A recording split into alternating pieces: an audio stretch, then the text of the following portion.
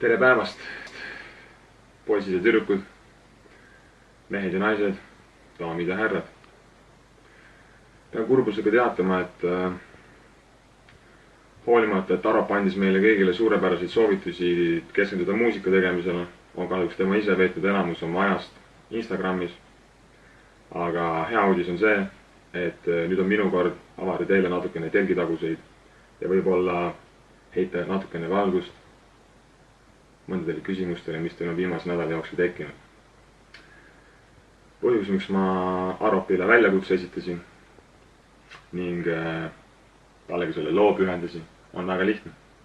Arop on lihtsalt liiga kaua suure suuga ringi jooksnud. Arop on liiga kaua väitnud, et tema on tegija, tema on number 1 ja teised räpparid on mõttetud, mida ta väitis ka hiljuti oma Laine klubi laivi ajal. Nii et mis siis parata. Ja siinkohal tahangi ma tsiteerida veel ühte ERR-i artiklit, mida te kõik saate ka ise guugeldades üles leida. Tsitaadi algus. Ainult konkurents viib elus edasi. Mina olen tugev hip-hopi kuningas. Tsitaadi lõpp.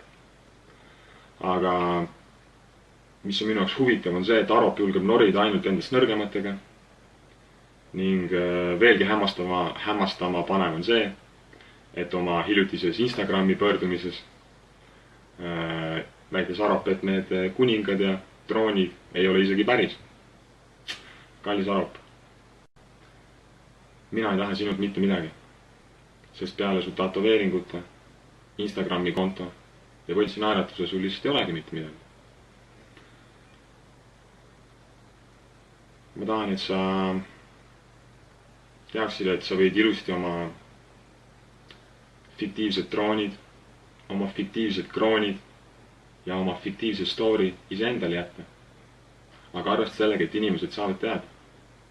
Ja võib-olla siis, kui valgus kustub ära, lavakardinad tulevad ette, kaamerad on kinni, Arop hetkeks üksi jääb, oma võltsinaeratuse näod pühib ja natukene oma tegude üle järele mõtleb.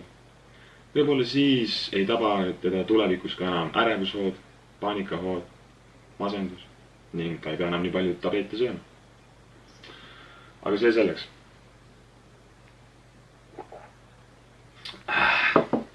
Las ma räägin teile mõne loo. Hanf Kungi räppar Seadus Kuulekus ütles Aropile, et ta on fake. Selle peale saatis Arop talle oma kandid peale, kes lõid Seaduse kummuli ning seejärel tuli Arop Seaduse juurde ütles. Räägin ühe loo veel.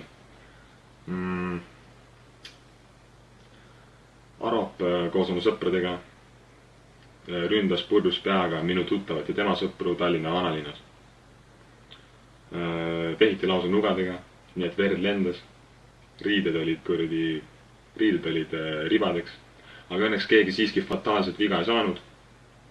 Ja selle kõige käigus agressorid, ehk siis Aropide sõbrad, löödi äärekivi peale kummuli nagu karmale omane. On mis on, igatahes on tegu väga inetute juhtumitega. Ja mis on selle kõige juures veel inetum? Kõige inetum on see, et teile, mu kallid sõbrad, ei räägi nendest asjadest mitte keegi avameelselt. Ning arvatavasti olen mina see, kes järgmisena siin nuga saab. Aga see isegi ei heiduta mind, sellepärast et ma tean, mille ja kelle eest ma seisan. Ja siinkohal võtame oma sõnade eest ka täis vastutuse. Aga liigume edasi. Arop ei anna avalikult mitte kellelegi respekti mitte kunagi, kes on aidanud tal oma eesmärke saavutada. Ta lubab sulle maad ilmad kokku, umbes nagu see prints valgel hobusel, keda esimest korda kohates arvad, et teid ootab ees ilus elu, suur tulevik. Aga tegelikkuses ta lihtsalt kasutab sind ära. Nii kaua, kuni tal sind vaja on, siis liigub edasi ja unustab su. Raha. Keegi väitis, et me peaksime olema Aropile tänulikud selle eest, et ta annab noortele räpparitele BFS-i raames võimalusi või platvormi. Absoluutselt. Väga mõistlik mõttekäik, aga siinkohal tahaksin ma seda mõttekäiku natuke edasi arendada. Võib-olla on Aropi juhtivaks motiiviks hoopis see, et ongi, kas Arop annab noortele räpparitele, kellest võiks tulevikus ka kultuurile kasu olla, selle raames platvormi, või on tema juhtivaks motiiviks see, et ta saab olla lihtsalt pildis. Sellepärast, et stuudios, kui see pole just ilustuudio, ta viimasel ajal enam ei käi. Ning lisaks sellele on see tema võimalus ka teenida õhtu juhtimise eest raha, mida ta üle kõige siin maailmas armastab. Arop tuli peale täiesti esimest BFS-i ise minu juurde ja ütles, et mis sa arvad, kui me teeksime battle'it. Arop kompas juba siis seda, et kuidas minu mõte töötab ja kas minust võiks olla tema lohtu. Arop kartis juba siis ja mitte mind, vaid iseennast, sellepärast et ainult tema teab, kui palju tühja sõnu ta on loopinud ja millised patud ta hingel tegelikult on. Raadio 2 intervjuus räägib Arop ainult endast. Mina. Ja kui küsitakse intervjuu käigus, et aga kes siis näiteks sinuga laividel koos käivad või kes su DJ on, siis ütleb Arop, et kuule, üks uus noor kutt on minu DJ. Sellepärast, et mulle meeldib noortele võimalust anda. Väga mõistlik.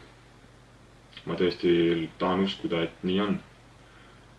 Aga võib-olla on tema juhtivaks motiiviks taaskord see, et ta ei taha lihtsalt näiteks Šrumikule, Karesele või kellelegi kolmandale maksta nende DJ tasusid, kes kunagi teda aitasid, kellega kunagi koos sai käidud ja kõike tehtud. Ei taha maksta neile nende DJ tasusid, kui seda just väga vaja ei ole, sest tal ei ole parasjagu mitte kedagi võtta. Ja mis on veel suurepärasem viis seda presenteerida, kui öelda, et mulle meeldib anda noortele võimalust, aga ise seejuures ei maini raadios nende nimesidki.